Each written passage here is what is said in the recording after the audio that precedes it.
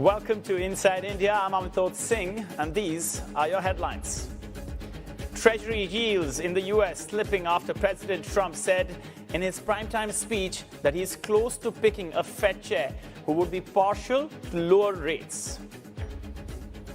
Our next chairman of the Federal Reserve, someone who believes in lower interest rates by a lot. And lower US rates could help the Indian rupee, which has been at record lows, the currency holding on to that 90 level after India's central bank intervened. In that same primetime address, President Trump also hailing his use of tariffs to further his economic agenda, as India still waits on a trade deal with the US to lower its tariff rate among the highest so far.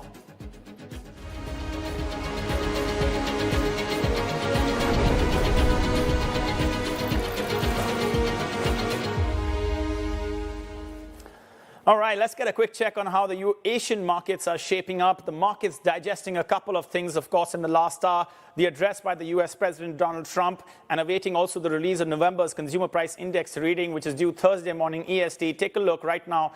It's a bit of a sea of red, but right after the address, there were pockets of green. At this point in time, it's the Nikkei and Kospi where the attention is. The Nikkei down almost 1%, and the Kospi down almost 1.5%, 1.42%. Now, it will mark that consumer inflation report that is expected on Thursday. It will mark a very interesting time. The first consumer inflation report issued to the public since the US government shutdown ended last month. But the focus is going to be on the Bank of Japan, which is why we're watching the Nikkei very closely. It's kicking off its two-day meeting with the central bank expected to raise rates to 0.75% tomorrow, its highest level in 30 years. But it's, really the forward guidance, that's where the attention will be. Remember, it's not just the Bank of Japan, it's the BOE, the ECB, rate decisions on Friday coming for those two also. And there are many other developments coming. Remember, the Asian markets tracking what happened in the US, the S&P 500 and the 30-stock Dow closed out their fourth negative day after sharp losses in leading semiconductor names tied to the AI trade, which is why you're seeing, when you look at Asia, it's really South Korea that's damaged the most, and it's increasing actually. It's gone from 1.48 to 1.54% down in just at the time that I've been speaking. Now, the Indian markets, they come online in about 45 minutes. Here's what GIFT Nifty futures are indicating. Remember, there have been 3 consecutive sessions of losses, even though foreign investors turned buyers after an 8-session selling streak. And at this point in time, what you're looking at is a bit of a muted start. It's going to be 25,885, slightly above where it finished yesterday. Remember, the RBI did intervene to help the rupee rebound to its best one-day gain in 2 months. Now, this was not normal intervention. This was slightly heavy in that context because you'd been seeing that the rupee was heading towards as much as 91.5, which was dangerously away from that psychological barrier, which was back in the time, a couple of days ago at 90. Now, the other point to note out here is that India's volatility index, the market's fear gauge, has slipped to a new all-time low. This happened on Wednesday. So we're watching how the Indian markets digest everything that's happening. There's a lot of developments when it comes to IPOs also. We'll be tracking that. But let's also give you a sense of what happened to US futures right after Donald Trump made his address in the last hour. You're seeing out here that the implied open for the S&P 500 is just about 0.07% up. For the Dow Jones down, and NASDAQ 0.27% up. But remember, right after, in just the last couple of minutes, we've actually seen Treasury yields slipping after what Trump has said regarding his decision, likely decision around a Fed chair who will be most, expected to cut rates. That's what Trump wants. And it's gone from 4.147 to 4.1430. That is what we're talking about when it comes to the 10-year US yield. Now, President Trump wrapping up his primetime address in the last hour, calling out the Biden administration for high inflation, immigration policies, and slowing job growth in the country, and claiming that his own administration has worked on these issues. Treasury yields slipping after Trump said he's close to picking that Fed chair and suggesting it will be someone partial to low rates. Listen in. Our next chairman of the Federal Reserve, someone who believes in lower interest rates by a lot, and mortgage payments will be coming down even further early the new year. And you will see this in the new year. I will announce some of the most aggressive housing reform plans in American history. The president making a number of claims in that speech that he inherited the worst inflation in history. The worst inflation in US history was after World War I, when it peaked around 17 to 20% and was averaging around 3% when he took office. Investors will be looking to the key US CPI data due later today, which could provide more clues to the Fed's next move. Meanwhile, President Trump also spoke about his favorite word, tariffs, claiming it has brought nearly $18 million to the American economy. I've secured a record-breaking $18 trillion of investment into the United States, which means jobs, wage increases, growth, factory openings, and far greater national security. Much of this success has been accomplished by tariffs. My favorite word, tariffs, which for many decades have been used successfully by other countries against us, but not anymore. Companies know that if they build in America, there are no tariffs, and that's why they're coming home to the USA in record numbers. That's 18 trillion with a T. Now, William Lee is chief economist at Global Economic Advisors, and he joins us to talk about all that Mr. Trump has said, the president in the US having that rare address. I don't know, William, where do you want to start? What's your takeaway, your number one takeaway? I would say that President Trump's favorite word is not so much tariffs, but it's investment. It's bringing jobs and capital back to the United States and fulfilling his MAGA agenda, Make America Great agenda of smaller government, lower taxes, fewer regulation, and a tariff barrier to protect those who come invest in the United States from unfair competition. That's been the essence of President Trump's mandate. And I think this report card that he's given himself, he's giving himself an A or even an A+ in accomplishing that, including securing the border. But I would say that the few things that people would have the differences with is just exactly how much are prices coming down. Inflation is still positive. That means prices are still going up. And I think people are complaining that the cost of living is so high, which is true. Prices are high, but that reflects 5 years of really high inflation during the Biden years. And I think it's going to take some time and disinflation to take hold and restore that. But more importantly, it's going to take wage growth. Wages have to start growing much faster than inflation. And right now, wages are growing about 3.8%, 3.6% according to the Employment Cost Index. Inflation, according to PCE deflator, the Fed, what the Fed tracks, is about 2.8%. So wages are growing faster than prices, but people still feel prices are too high, and there's no doubt about it, even though many prices like gasoline, energy, price of eggs have come down substantially. Did you feel that he was making a bit of a link between tackling immigration to bring down housing prices? No question about it. He made a very explicit link about that, saying that the excess demand for housing in the last several years has been brought about because we have so many people looking for housing. And why is that? Because we have so many new people coming into the country, both legally and illegally. And I think the illegal component is what he's trying to address and said, I'm shutting down the border to get rid of that excess demand, that illegal demand for housing. That should moderate. And we see that in the CPI.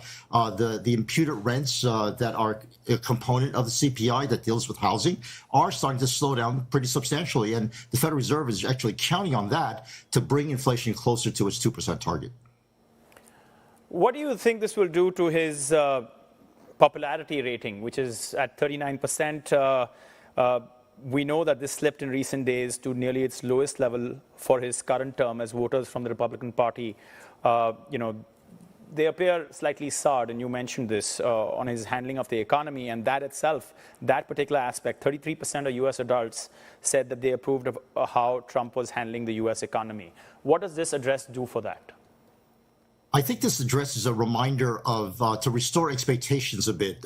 People had really very high hopes when he came into office that there would be a miraculous shift and a turnaround in the level of prices and in the job insecurity people are feeling. And I think he has tried to go in that direction, but like everything else in the world, it takes a long time to shift 4 or 5 years of policies in a way that after 1 year, you can actually start to feel it.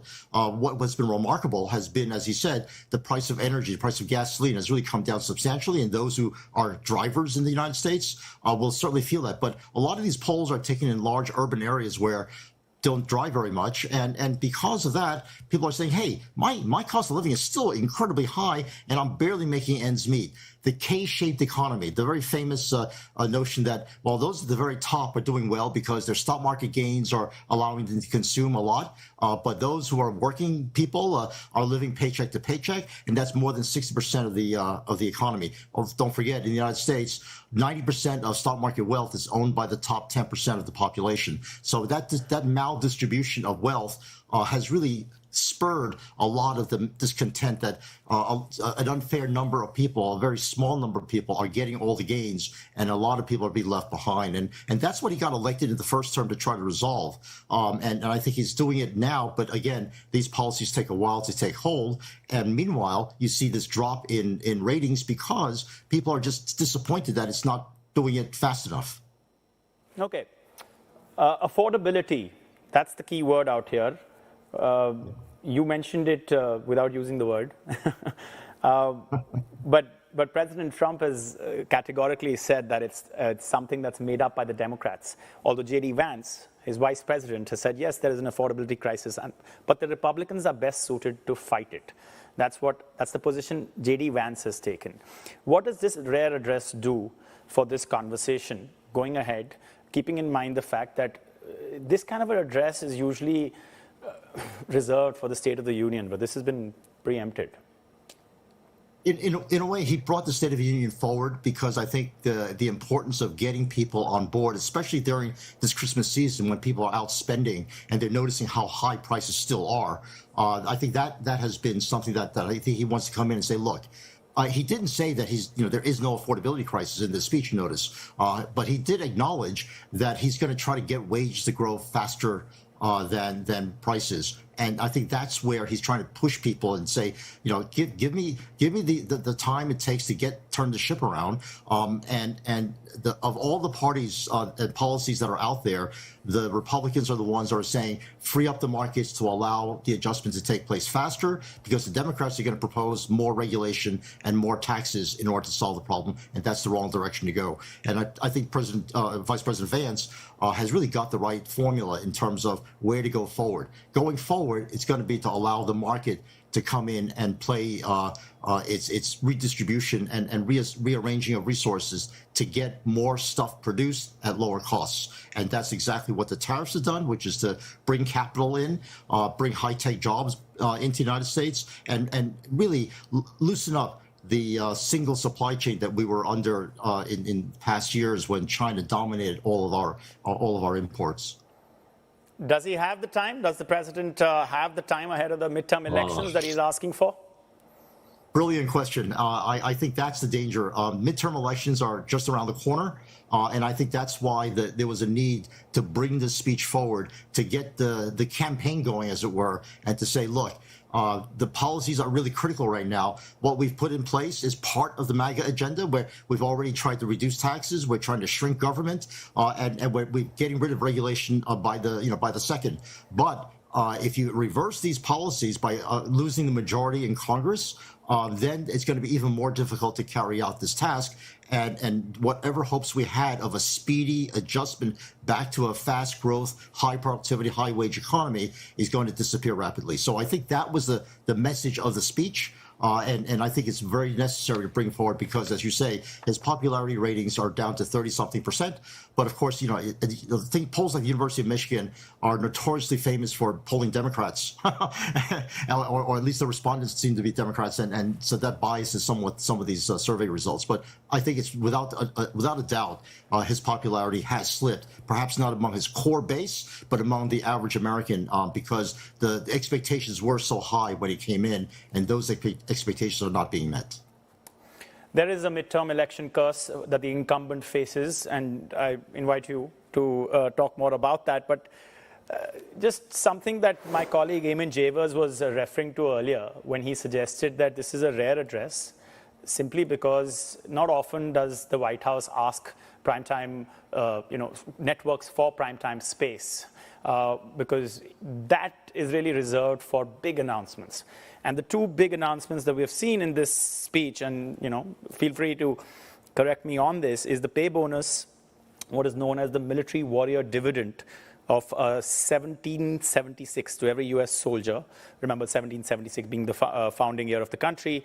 And the second thing is not really announced, but teased the housing reform to be announced next year. So in that context, was this speech underwhelming? Actually, I expected even more. In fact, there were fears that he would be declaring war on Venezuela, and I'm glad that didn't happen. But in this Christmas season, in this holiday season, where I think it's traditional that presidents have a well-wish statement to the country, I think it's very consistent with that kind of a speech to say, look, I wish you all a happy holiday. I want you to remind you of what has been accomplished so far, and here's yet to come.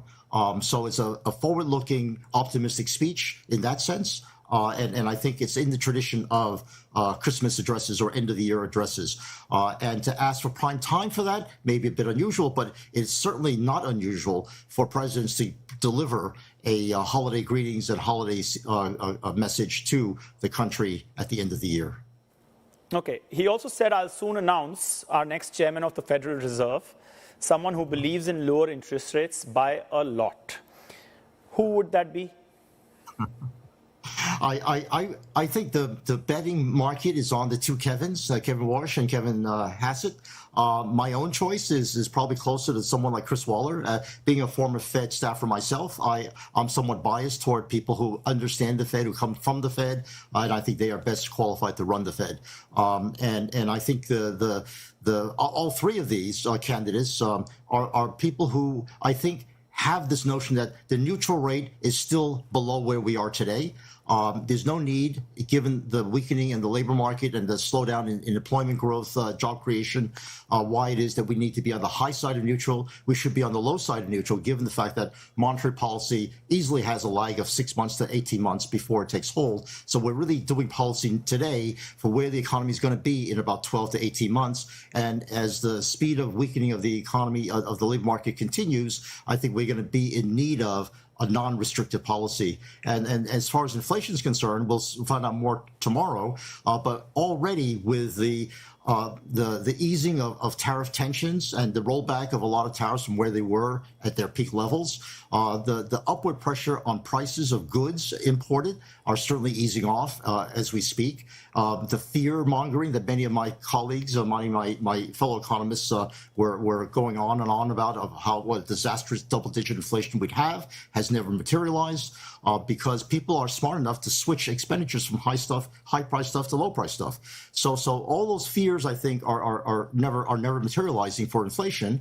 And I think the FOMC, the Federal Market Committee in general, is fighting last year's war when it continues to worry about inflation unlodging or dislodging inflation expectations going forward, because there's no sign of that. And instead, they should be much more worried about the deteriorating job creation scenario that's confronting us today and likely to continue to get worse tomorrow.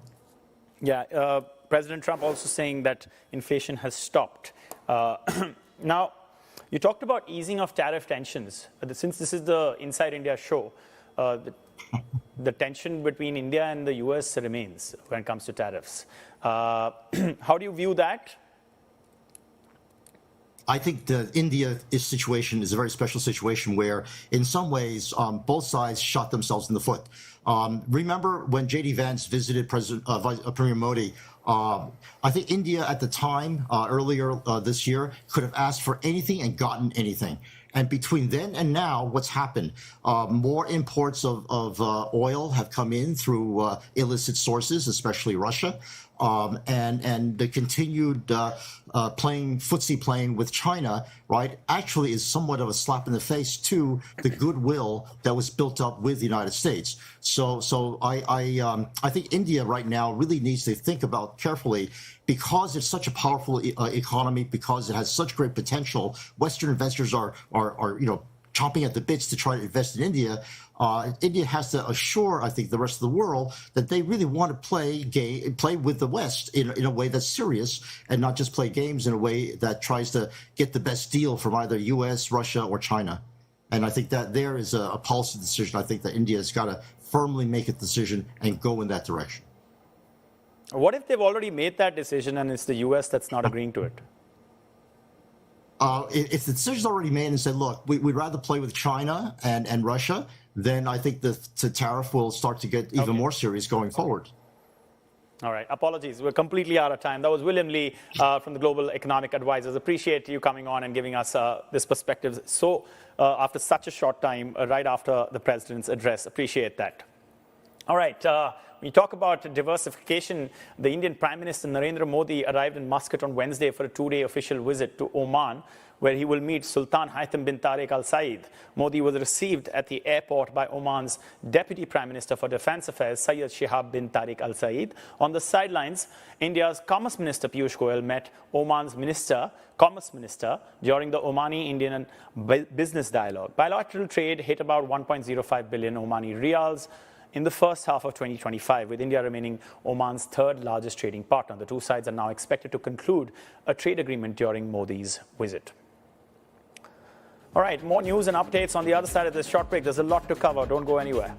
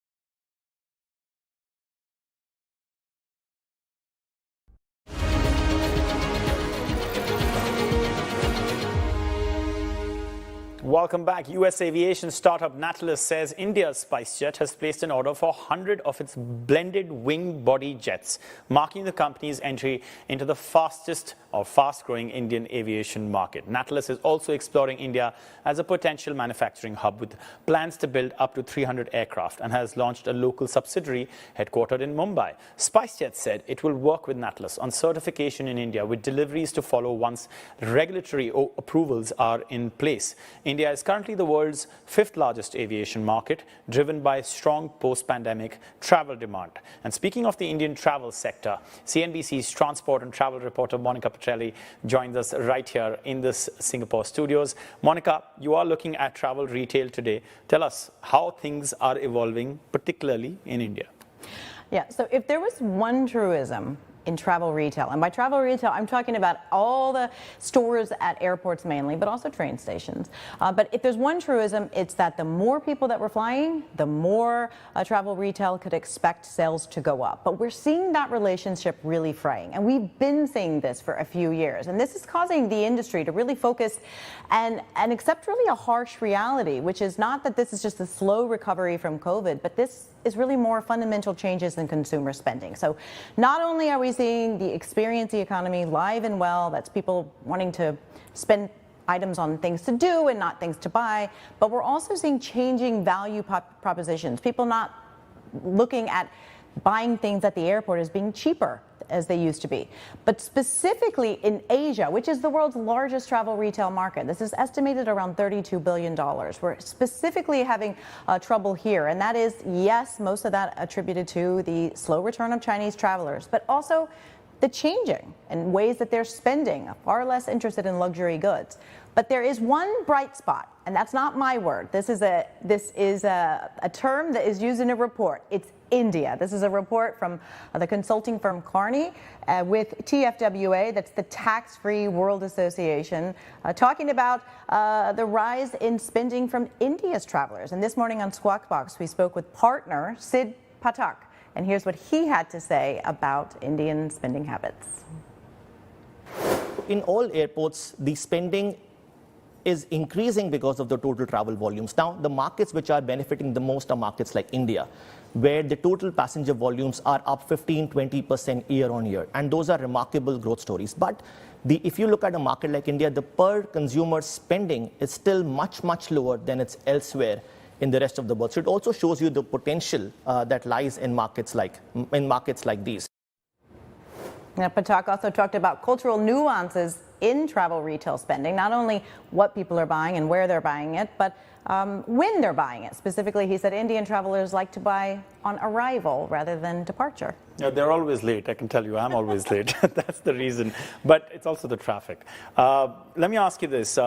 If India is doing all right, when is travel retail market expected to recover in the rest of Asia, which is not doing so great? Yeah, so overall, travel retail is not supposed to get back on its feet. And by that, I mean 2019 levels until 2029. So there's not many industries that are looking at a 10-year recovery here. But we can see, I had a great conversation with Sid here after our interview, and he talked about two other big things that travel retail is up against. One, the rise of business lounges, right? So you no longer have a captive audience with people in airports anymore. They're spending more time in lounges, but there's an even more formidable foe, and I think that is the mobile phone. So with wireless free Wi-Fi, a lot more people sitting at the gate watching movies, waiting for the plane.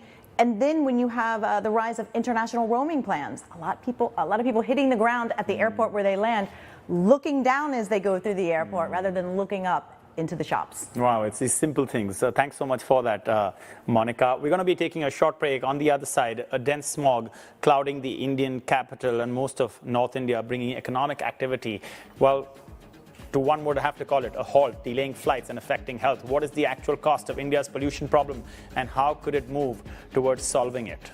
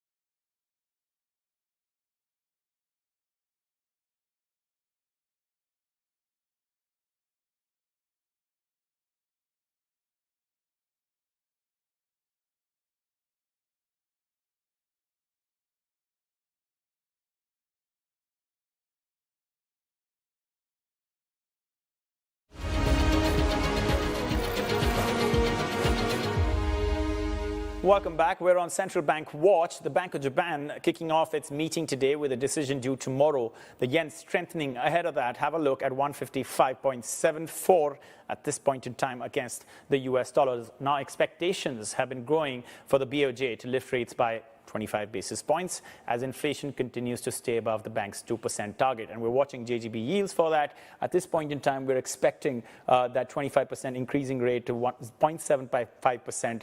And it's going to be interesting to see where smart money puts its bet. At this point in time, the 2-year at 1.075%, the 10-year at 1.98%, almost 2%, and the 30 at 3.377. Now, the Bank of England all but certain to cut rates by 25 basis points today after an unexpectedly weak inflation report. Rate futures are pricing in 100% chance of a cut. And the European Central Bank, though, is widely expected to pause to keep rates steady when it meets today. The euro and pound sterling at this point in time at 1.336567. It's hovering around that space. Now, we are counting down to the market open. We've got about 14 minutes to go before the market opens in India. This is how we are shaping up. We're looking at Nifty 50 from yesterday, 25818.55 to go up slightly.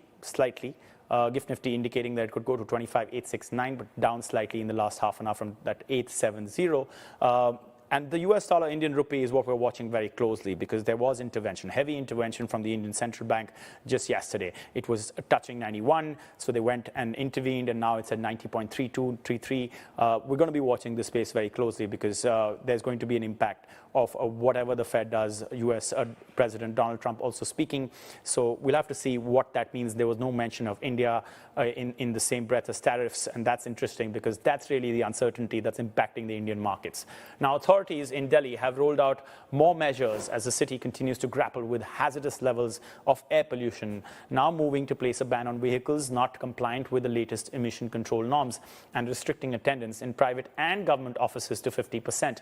Delhi's AQI has been touching levels in the highs, 450s, that is AQI. This week, covering the city in a thick layer of smog. Visibility has been severely reduced, leading to the cancellation and delay of multiple flights. A cricket match between India and South Africa was also abandoned due to excessive fog. That was the official statement. Of course, you had players who were on the ground and they were wearing masks. All of this combined with this pollution, this fog turning into thick smog every year, severely hampering daily activities. To talk more about this is Gaurav Gupta. He's right here with us. He's the global managing partner at Dalberg Advisors. Thank you so much for coming out here. And I would love to see you, sitting somewhere in the open in Delhi to get a sense of the smog, but not for your health, of course. One thing I want to start by asking you is that you had a study that came out, I believe, in 2021 that effectively gave a number, the economic impact of deadly air pollution in India. What is that, right? To businesses particularly. And that was around 95 billion USD or 3% of India's GDP every year. But that was in 2021. How has that evolved now? That number actually keeps growing. I mean, you just described it yourself. You know, when a cricket match gets cancelled, that's a lot of tickets that are getting refunded. There's a whole lot of economic activity that's not happening as a result. I mean, I think right now, the most recent estimates show that India lost about 250 billion in just 2024 as a result of air pollution. And I think what most people don't realize is that the loss happens in ways that they don't often see. The things we do realize, we may not walk the pavement and do as much shopping. People may avoid Delhi because from a tourism perspective. So incredible India is hard to make happen if people are avoiding it. But the things people don't see is, IT infrastructure performs worse. Your computer is going to break down more if the air is bad. These are sensitive pieces of equipment. So there's a lot of these kind of hidden costs. And when people do show up to work, so what we often see is people don't show up to work. And so that's a clear loss. But the government is saying don't show up to work now. 50% of you don't come to work. Even the 50% that are coming to work, they're going to be less productive. Okay, let me ask you this 250 billion number, is there any indication that the government has acknowledged it? The government has absolutely acknowledged it. Okay. The question is how much the government can do and how quickly it can do it. Have they acknowledged it publicly? No. So then how have they acknowledged it? In the sense that they have now acknowledged that there is a massive economic cost. Without giving a number to it? Without giving a number to it. Although I would say that in private meetings, they always acknowledge that the number is high. Okay. Right. So I don't private meetings with you? I think private meetings in the sense that there is actually a lot of conversations that are happening to try and get business, civil society together, and the government is actually hosting a lot of these conversations. There's a Bharat Climate Forum, for example, that's happening in January that will again look at air pollution as one of the key things. Yeah. Actually, the intersection of climate and air pollution, there's a lot there that can happen which creates jobs as well, but also helps improve obviously air pollution and the economy. So the government is definitely trying to do things. Yeah.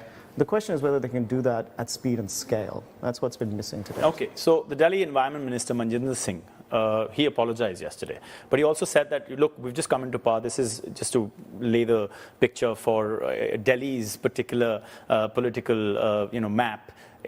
Previously, there was a government from another party, a minority party, in the national picture, the Aam Aadmi Party. And now it's the BJP, Prime Minister Modi's party that is in charge, but they've only been in charge for about 6+ months. And because of that, the Delhi Environment Minister is suggesting that, look, we can't find a solution in that much time. Is that a fair statement? Well, there are things you can do very quickly that have short-term impacts. I'll give you an example. A good part. So Delhi is actually only responsible for about 30% of its own pollution. So there is an actual challenge in coordination, and you could argue that with the change in government, there are now less excuses in terms of being able to coordinate along the whole airshed. These are the places that surround Delhi. But even that 30%, a good chunk of that is often indoor cooking. It is, solid fuel cooking. It is in a lot of the slums in Delhi, people are using open fires. Those are some of the things that have a massive contribution, close to 20 to 30% of Delhi's own air pollution, that you can turn off very quickly. But they have made an effort. The Delhi government has actually gone ahead and given, I think, 10,000, gas connections or something like that, I believe. Correct. That's right. But let me ask you the very simple question. I've been covering this for, 10+ years, right?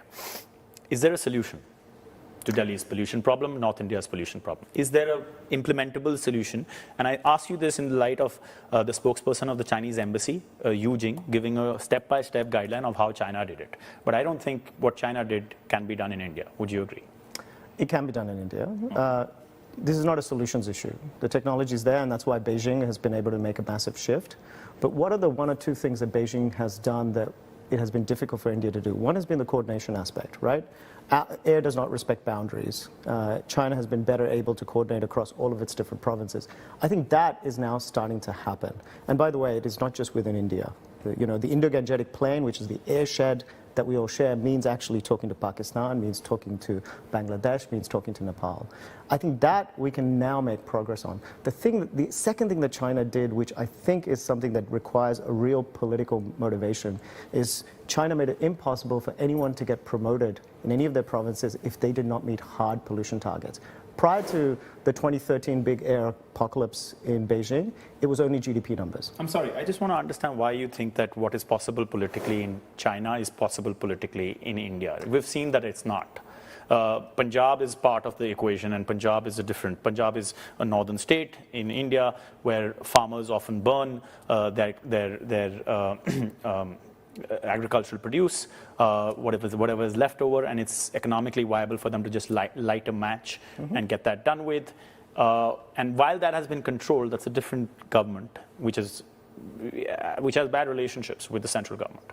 That coordination politically is what has been missing. There have been different plans, one from the Supreme Court, National Green Tribunal, the Prime Minister's office, the Delhi government, none coordinated. I just want to understand how you think this is implementable, because this is not China. Yeah, no, look, I think in coordination, certainly Punjab may still remain an issue, but there are certainly a lot of other states, and Punjab is not the only one, where coordination has now become easier. I think the big difference is that this has not been a political issue in India. You think it's become one now? It is now becoming a political issue. What used to happen, and why you guys would drag me onto a TV show once a year, is, well, okay, now it's December, things are bad, this is a hot topic, let's quickly talk about it, and then let's forget about it for the rest of the year.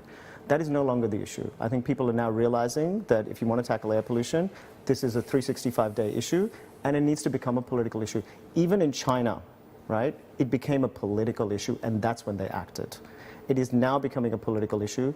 People need to lose their jobs. That's the key to this. This is all about incentives. It's not about the technology. The technology has been there for a long time. What do you make of the fact that the geography is making it almost impossible for any particular government plan to work? You're talking about the airshed issue? Yeah. The same is true in Beijing. right? Beijing also has a particular geography that has made it tougher. So yes, if you're in Delhi, it's harder. That does not mean it's not possible to solve. Beijing did solve it. It had some of the same issues around air patterns. It's a bowl, it, it has both dust and so forth. Again, I do think that requires coordination across states to solve. One of the interesting ways people are now thinking about it is actually financing an airshed rather than financing a city. Okay. So previously, people would go into different cities and start to think about what can be done. That's incremental. You may get 10, 15%. But World Bank, for example, the Asian Development Bank, they've all started to finance air pollution solutions by actually financing a whole airshed. That means the brick kilns that are in Bihar and in UP and changing the technologies they use to actually support the kind of air pollution measures that that Delhi needs. So it's taking that full coordinated solution often requires, as we said, politics, but even the financing solution needs to think about that whole airshed rather than a specific spot. What's your prediction for how long this will take, this pollution solving problem, whatever, like politically, if there's going to be legislation, it takes time. Coordination takes time. Talking to other countries like Pakistan that you don't talk to right now effectively, well, you do back channels, but that's about it. So how much time do you think this will take? I think the first step, which I think can happen quickly, is actually putting it on a national mission. So what has not happened as of yet is really going right to the top level of saying this is one of the most significant issues in India. Why has this not happened? Well, I think it's because it's politics, right? Until the voter says, I'm going to vote people out if they don't solve this, it does not rise to the top. I think that moment has come. That moment was not there. We actually did a study on that as well. We did the study on how much it costs the country, but we also looked at, is this a political issue? And for a very long time, there was a lot of mythology. There was a lot of misunderstanding of how important this is. There was a lot of views that this is only important for 2 weeks of the year and we'll live through it. There were people who believed that our lungs were different. And so I think that is what is changing. Okay, final question.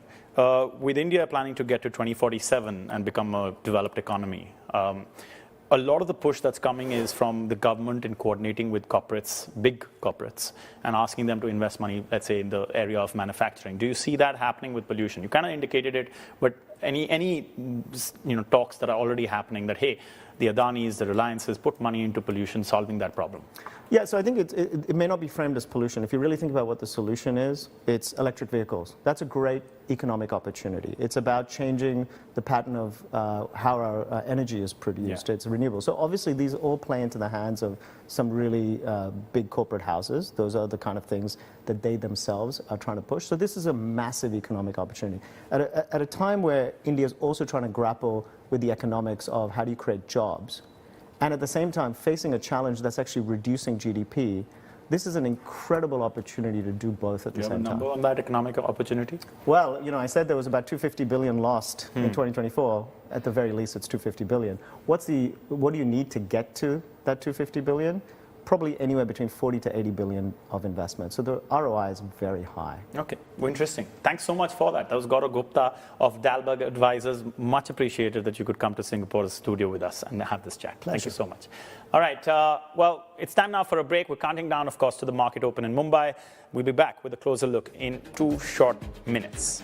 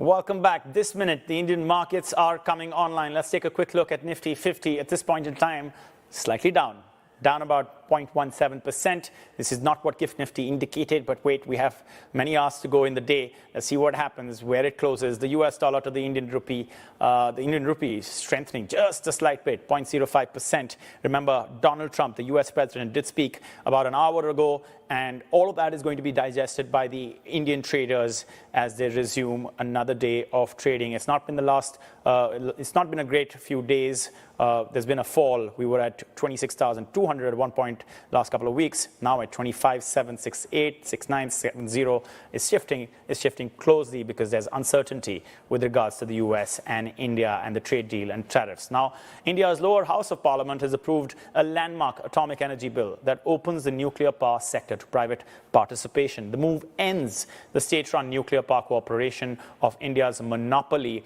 and allows foreign companies to partner with Indian firms, the kinds that you're seeing on your screens right now, to set up nuclear power plants. The legislation aimed at boosting clean energy capacity now awaits approval from the upper house to become law. Some of the stocks in the nuclear energy ecosystem looking like this, mostly in the red, except for one, Walchandnagar, at 0.92% up. But again, there's a lot to digest. We'll be seeing that evolve in the next couple of hours for sure. Now, a quick check also on insurance stocks listed in Mumbai. You're looking at this because India's parliament has approved a bill raising foreign direct investment in the insurance sector to 100% from 74%, moved aimed at expanding coverage in the world's most populous country. Now, Finance Minister Nirmala Sitharaman said the reform will boost investment, job creation and skills as insurance penetration remains low at under 4% of GDP. The higher cap is expected to attract global insurers with capital, technology and risk expertise. The law also aims to strengthen consumer protection, gives the regulator more powers and sets up a fund for policyholder education, though it drops plans for a single composite insurance license. But take a look at those stocks out there. HDFC Life, ICICI Lombard and SBI Life down, but Life Insurance Corp up, just muted slightly, 0.05%. Implementation of this particular bill is expected to see change in all of these stocks. Remember, it was the Lok Sabha, the lower house of parliament, that approved it yesterday, day before yesterday, and then yesterday again, the upper house of parliament approved it, and now the entire parliament has approved it. It'll go for assent to the president. Now, speaking of startups and everything that's been happening in the space after the insurance bill was passed, because we can expect more competition, more startups. Now, we're going to be talking about a different kind of startup. The Indian space tech startup, Dijantra Industries, says it has raised $50 million to expand its space surveillance capabilities, though it did not reveal its valuation. Backed by Peak 15 Partners and Kalari Capital, the Bengaluru-based company builds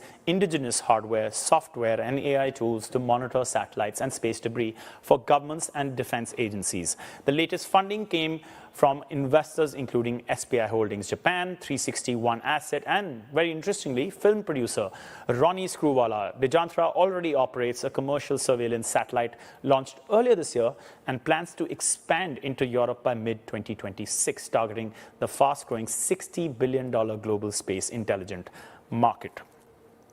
All right. We have with us Anirudh Sharma. He's the CEO, founder of Dijantra Industries. Anirudh, thanks so much for taking the time to speak to us, and congratulations on this raise of 50 million, which now takes your total capital, including your first raise, to about 64.5 million. I want to start by describing Dijantra, and you can help me with that, right?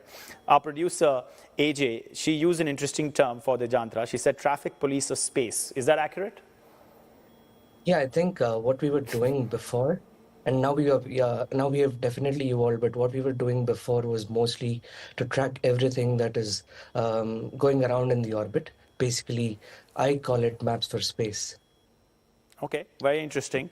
Are you also now the traffic police of drones and missiles? Missiles, yes. Drones, not yet. Okay, very interesting. We're going to talk to you about that because it's all about timing, right? This has happened months after the India-Pakistan conflict, which turned into being the first drone and missile conflict between the two nuclear-armed neighbors. How much of a role did this play into this change, in this evolution of your own company? So I think the recent conflict and Operation Sindoor played a very critical role in evolution of our company. both in terms of identifying a niche market that we can go after. Before, like I said, we were focused on this topic called space domain awareness, which means tracking of satellites. And then initially we looked at commercial segment as our market, but then later did we realize that tracking movements of adversary satellites is also very important during a crisis situation or a war kind of a situation. That's something that we're doing with Digandra. So basically tracking every single satellite activity happening above any region of interest for a military agency. And then the evolution towards missiles happened mainly because of two reasons. One, we've seen a lot of talk about Golden Dome in the US, which Trump announced, and that led to us applying to a program which we got selected that led to the foundation of us working towards missiles. But on the other hand, for Indian markets, I think Operation Sindoor did play a very important role, where we saw the S-400s, which are the radars that were basically tracking these missiles and intercepting missiles at the last phase of the missile. But what we're looking to solve for is basically the first two phases of a missile launch. So basically it's called the boost phase of a missile and the free flight phase of a missile. These are two areas that we can track from space so that we can provide situational awareness to military agencies. It's interesting to note that Prime Minister Narendra Modi himself holds the space portfolio. So I want to ask you, right after Operation Sindoor, have you had talks with the PMO or the government or any defense agencies in helping you make this decision, this bit of a soft fork towards defense? We've had a lot of discussions with Indian defense and government agencies, including the PMO, before Operation Sindoor and after Operation Sindoor. What we have realized from our conversations is that it is very important for any nation at this point in time to have homegrown solutions for everything that they want to do in terms of defense capabilities, or in terms of when there is a war, they need to be able to control a certain asset, for which it is always important for them to have an homegrown company to support them instead of relying on foreign sources. I think the primary aim of the government at this point in time is to nurture sovereign solutions that they can control and work with. Okay, just explain this in terms of regions, because you are now expanding to EU. But you are primarily, if I understand correctly, you're investing nearly 35 million of the currently raised 50 million into India itself. The rest will be divided between the US and Europe. And in the US, your US team is focused on building larger satellites and spacecraft in the 100-kilogram class tailored to American defense needs. And this is all keeping in mind that regulatory realities require that defense procurement and manufacturing happens within that same country that you're supporting with this technology. Give us a sense of what's going on. So what we have done is basically, given we're in defense and space sector, which is a dual use sector, we've divided our offices into different geographies so that we provide services locally to the agencies that we want to work with. For example, in the US, we cannot work in India and sell solutions to the American government or the US DoD. So what we have done is we've established a local office that primarily focus on building solutions that are geared towards American needs, and also at the same time maintain sovereignty of building this solution in America.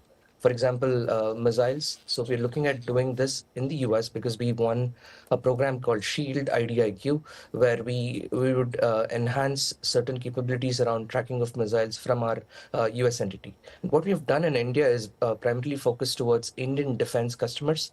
Beyond that, we work with mostly Asia Pacific markets like Japan, Thailand, Singapore at this point in time from our Indian office. But beyond that, in Europe particularly, I think given Russia-Ukraine conflict, Europe has increased its defense funding significantly. And at this point in time, they're all looking at building Europe-oriented solutions, which means we'll have to have a local office within Europe for us to be able to access certain funding. Then we can develop technologies within Europe to support, be it NATO or European Commission. Okay. Very interestingly, I just want to ask you one final question. We don't have much time. You are planning to launch another satellite through SpaceX in March, followed by additional launches in June and October, with multiple satellites scheduled for the latter mission. The company aims, I believe, to deploy a total of 15 satellites over the next 15 years. What's this going to do to India and the US and EU, just the way they monitor this kind of missile movement? So what we're doing is we're splitting our satellites between our entities so that some satellites of this 15 missions will cater to a certain market. For example, for India, we're allocating 5 satellites so that we dedicatedly work towards building an indigenous catalog for Indian defense customers. And for the US, we're looking towards a separate solution where we build both missile tracking satellites, which uses mid-wave, long-wave infrared payloads, and then we're also working towards launching space surveillance payloads for the US market that particularly look towards building solutions that cannot be looked at space from ground. Okay, I'm going to ask you a question, then we have to go. What range does that put your valuations at right now? At this point in time, I do not want to comment on valuations. Okay, I understand. Thanks so much. That was Anuradh Sharma of Dijantra Industries joining us. We're completely out of time. This was Inside India. On the other side is Access Middle East.